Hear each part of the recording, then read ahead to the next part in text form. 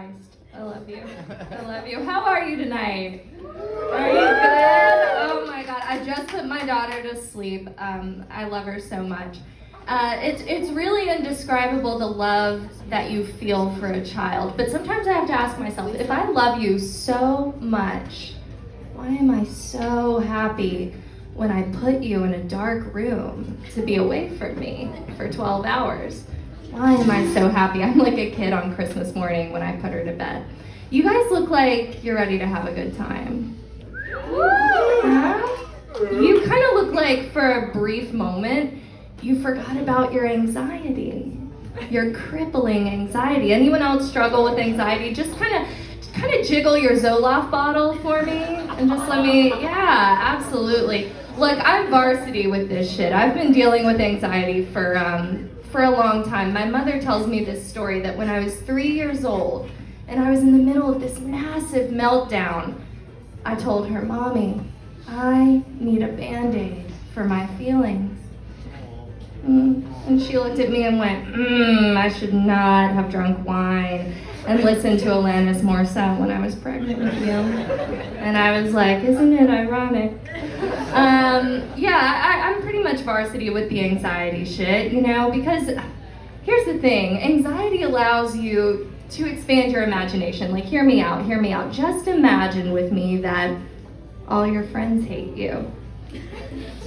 And imagine with me that they're all hanging out behind your back and talking about how stupid your little outfits are. Like, that's fun, Here's what I do to deal with my anxiety. I'm very spiritual.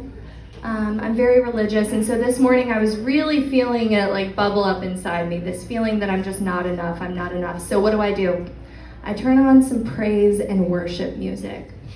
And Taylor Swift, she just always says the right thing.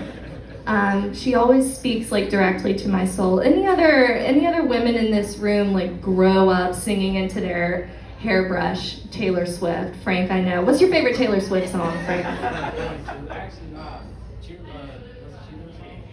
Oh, Shake It Off? Oh, she wears... Yes, absolutely. She wears short skirts. Yeah, that's You Belong With Me. Okay, so right to my point, Frank. That Taylor Swift has convinced an entire generation of women that we are all the one who got away, right? And how does that work? Like, how are we all the very best thing that happened to every man we've ever encountered? Like, that is wild. And sometimes I have to walk myself down from the belief that I truly am God's gift to men, because I'm great, and I know I'm great, but if I were that great, I wouldn't be in Hattiesburg, I wouldn't be here. Taylor Swift, she has this one lyric, and it's like, there we are again when I loved you so, and you lost the only real thing you've ever known. Like, I am the only real thing you've ever known. Y'all, we have to take into account that there are women out there who are 10s. There's a woman out there, she's a 10. She's a neurosurgeon, she has no gag reflex, and she can still do the splits. All right, there's a woman out there like that. Now, women like that, they are rare.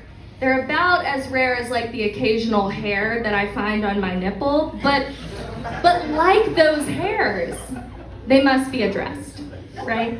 They must be addressed. Like, you're great, you know what I mean? You're awesome. I'm awesome, we're hot, we look good. But if we were that great, we would be in a penthouse somewhere, right? We would be somewhere else. I recently bought a white couch, a white sectional. Here's the problem. I have no business owning a white sectional. I'm not the kind of person who owns a white couch. I'm the kind of person who never knows when her period's gonna show up, okay? I've been menstruating since, before the first recession, and it still just surprises me every single time. I'm not the kind of person who owns a white couch. I'm the kind of person who, when I want to eat hot Cheetos, sometimes I'll just put a little Ziploc baggie on my finger, and I think that's clean, and I think that's good, and I think that's efficient, right? But I'm trying.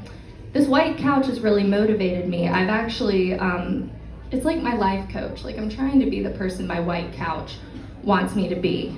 So I've just let go of everything in my life that's keeping me from living the white couch life. I've rehomed my toddler.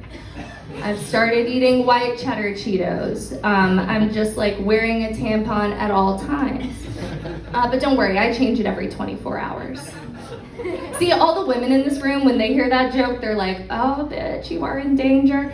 And the men, when they hear that joke, they are like, checked out. They checked out when I said Taylor Swift. And honestly, good.